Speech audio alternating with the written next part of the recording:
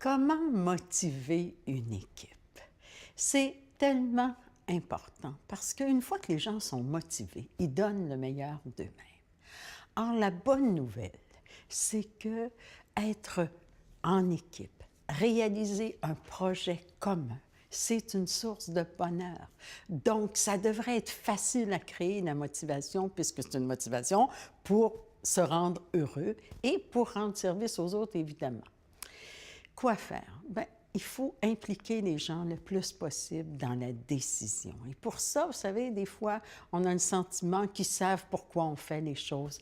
Il faut donner un sens à ce qu'on fait. Pourquoi on a besoin d'eux? Chacun individuellement, avec ses différences, chacun dans le rôle qu'il aura à jouer, mais ensemble aussi, parce que ça doit être un projet commun. On doit avoir le plaisir d'être un nous et non seulement celui d'être un je.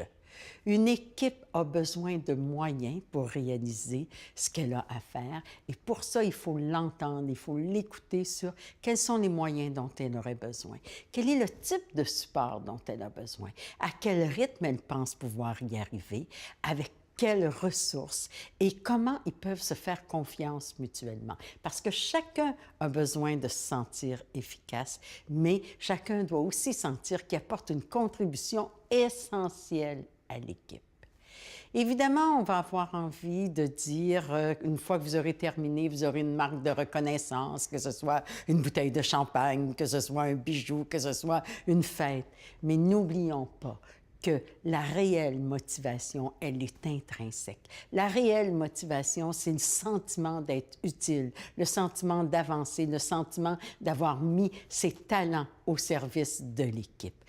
Quand on se concentre sur cette tendance naturelle qu'a l'être humain à faire valoir ses talents, par la suite, on peut s'appeler le champagne.